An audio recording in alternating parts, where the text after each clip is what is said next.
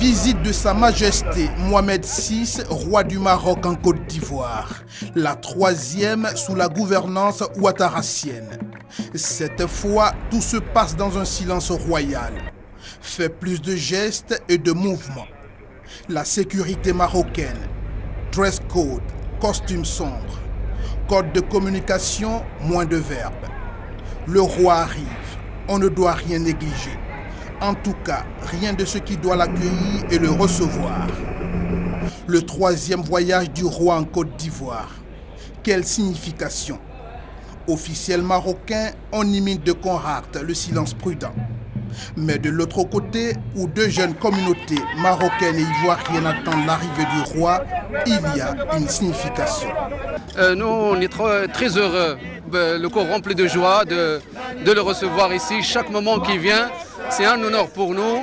Et puis c'est un bonheur de l'accueillir. On est venu pour voir le roi, parce qu'au Maroc on voit le roi, c'est ça. Haïch El Malik, c'est ça que je veux dire, vive le roi. Ça c'est une grande fête pour nous. La communauté marocaine. Ça n'a rien à voir de l'heure ou bien du temps, c'est toujours. Tu vois, c'est un amour éternel, exactement. Il nous bénit avec son arrivée et c'est un grand symbole pour la communauté marocaine. Une autre signification, et non des moindres, d'un témoin de l'histoire. Ça fait 3 fois qu'il vient, est-ce qu'on a besoin d'en faire un événement?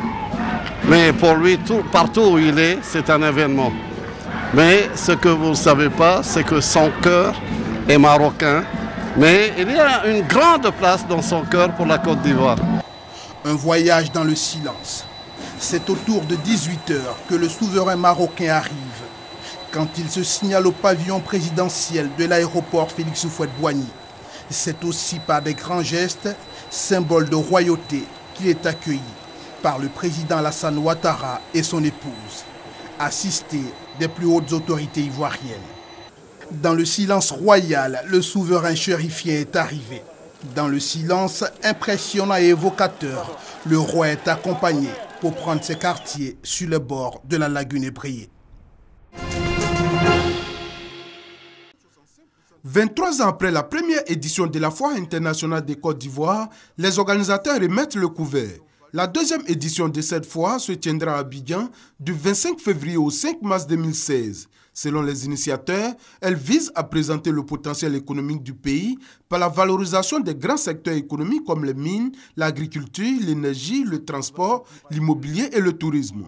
Cela en vue de susciter chez les opérateurs économiques locaux et étrangers l'envie d'investir en Côte d'Ivoire. Faire cette foire chaque année jusqu'en 2020.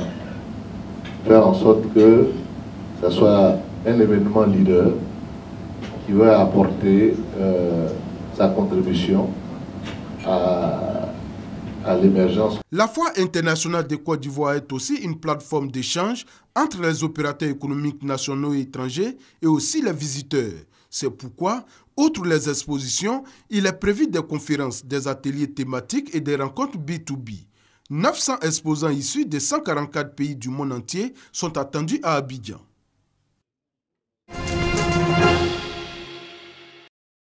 La science et la technologie connaissent un développement rapide. On constate aussi la multiplication des épidémies combinées avec des maladies émergentes et réémergentes. Une situation qui constitue un défi majeur auquel la biologie technique est confrontée. Face à ces menaces, seules de solides formations, des recyclages et des renforcements de capacités peuvent aider biologistes et techniciens. C'est tout le sens de la rencontre initiée par l'Association ivoirienne de biologie technique.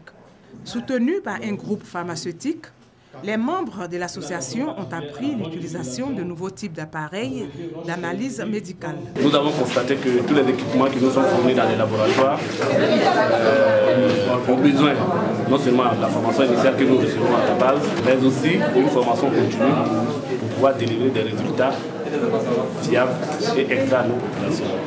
Mieux, nous avons constaté que la mauvaise utilisation de ces équipements-là fait que souvent on a des ruptures, on a des pannes durant le service et qui amènent les populations à aller faire les examens ailleurs, ce qui leur revient beaucoup plus cher.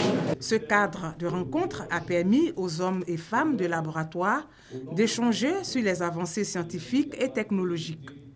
Ils ont donc acquis de nouvelles connaissances pour relever le défi d'offrir toujours des résultats fiables et exacts. Lutte contre le paludisme, l'État ivoirien renforce ses capacités de réaction contre la maladie.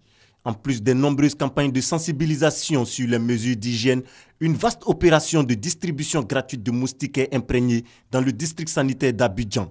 La commune d'Anyama n'est pas en marge. Les populations reçoivent plus de 200 000 moustiquaires imprégnés à longue durée d'action. Je suis venu par moustiquaires imprégnés à cause des moustiques pour protéger ma famille. Le paludisme, première cause de consultation en Côte d'Ivoire. L'utilisation de la moustiquaire imprégnée est un moyen efficace pour éviter la maladie. La protection au niveau du paludisme se fait au quotidien et ça se ressent. Le nombre de cas de paludisme l'année dernière et cette année a sensiblement quand même diminué. Et on se dit qu'en faisant ces campagnes de masse, à long terme, nous allons avoir des effets bénéfiques au niveau de la population. Plus de 4 millions de moustiquaires imprégnés à longue durée d'action sont distribués dans le district sanitaire d'Abidjan. Une action du gouvernement en vue de réduire au maximum l'impact de cette maladie. Des élèves heureux de creuser et planter des arbres dans la forêt classée de Languédédou. Le planting, stratégie trouvée par le ministère des Eaux et Forêts pour inciter les plus jeunes à contribuer à la réhabilitation du couvert forestier. Phase opérationnelle du projet, une école, 5 hectares. Parce que, vous savez, dans le domaine forestier, quand vous plantez, vous n'êtes pas sûr de pouvoir en profiter vous-même. Donc vous plantez pour les générations à venir. Les lycées français Blaise Pascal, le lycée américain, le collège moderne du plateau adhèrent au projet. Une forêt qui permet de lutter contre la pollution, contre le réchauffement climatique, contre la pollution de l'eau.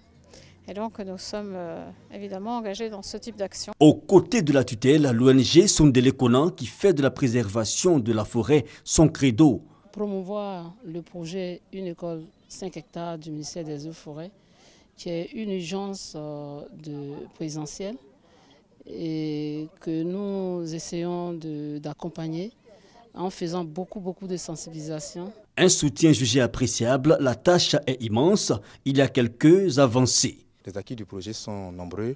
Au terme de 2 années d'activité, nous avons pu reboiser environ 364 hectares de plantations forestières pour 166 établissements sur toute l'étendue du territoire national. Le projet Une école 5 hectares a été lancé le 13 juin 2013.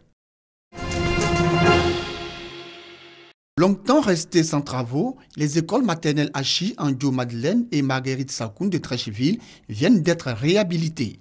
Il s'agit du renouvellement du dispositif électronique et du ravalement extérieur de ces 2 établissements scolaires. L'initiative est de l'Association des Sénégalais résidents dans la commune de Treichville, une initiative en signe de reconnaissance pour cette commune d'accueil. Jérôme Aïssi, premier adjoint au maire de Treichville, a au nom du maire de la commune, François-Albert Amicha, traduit la reconnaissance de la municipalité à la communauté sénégalaise de Treichville pour ce geste de haute portée sociale, mais aussi pour cette marque d'intégration sous-régionale. Nous sommes satisfaits des travaux. Notre école avait besoin de travaux de ravalement. Aujourd'hui, le cadre s'est amélioré et ça va permettre aux éducatrices de travailler dans un cadre meilleur. La remise des clés de ces 2 établissements constitue un acte qui vient améliorer l'environnement dans lequel travaillent les enfants. Notons que cette cérémonie était rehaussée par la présence de son Excellence Abdoulahad Sourane, ambassadeur du Sénégal en Côte d'Ivoire. Selon les Saintes Écritures, tout chrétien tire sa force dans l'enseignement et la prière. C'est pourquoi, en marge du 57e pèlerinage militaire international de Lourdes en France, plusieurs célébrations eucharistiques ont été organisées par la délégation ivoirienne. Des intentions de prière formulées par des pèlerins. Des prières également pour le maintien de la cohésion sociale en Côte d'Ivoire, la guérison des malades, en particulier les militaires. L'on a aussi confié la tenue des élections à venir en Côte d'Ivoire au Tout-Puissant. La délégation ivoirienne a rendu un hommage à Jean-Paul Nobou, pour la parfaite organisation de ces rendez-vous religieux.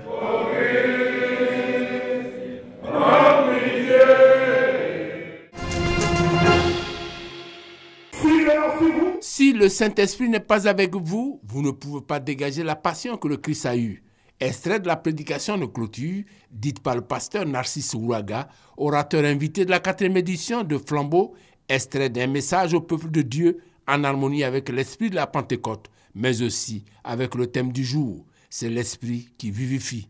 Sans le Saint-Esprit, même on peut faire toutes les grandes organisations, on peut faire tout, mais l'église ne sera pas une église forte. Pour qu'il y ait une église forte, il faut vraiment le Saint-Esprit. Je crois que toujours en Afrique ici, nous avons besoin du Saint-Esprit. Comme tous les chrétiens du monde, les fidèles de l'église des Assemblées de Dieu d'Abobo-Doumbé, Koweït, se sont donné rendez-vous pour célébrer la venue du Saint-Esprit, promis par Jésus-Christ et répandu sur les apôtres 50 jours après Pâques. Plusieurs activités ont été menées dans le cadre de Flambeau 2015, institution interne à la communauté des Assemblées de Dieu d'Abobo-Doumbé, Koweït. Pendant les 3 jours, nous avons fait des semaines spirituelles, des prédications et des prières de délivrance. Et ce matin, l'accent sera mis sur le baptême improbable du Saint-Esprit. De nombreux visiteurs de Dieu ainsi que de chrétiens venus des ministères de tous les districts d'Abidjan se sont retrouvés à Abobo-Doumbé, espérant recevoir l'onction du Saint-Esprit comme les apôtres de Jésus, communier ensemble dans le cadre de Flambeau et de la caravane du Saint-Esprit et surtout unir leurs prières pour le pays.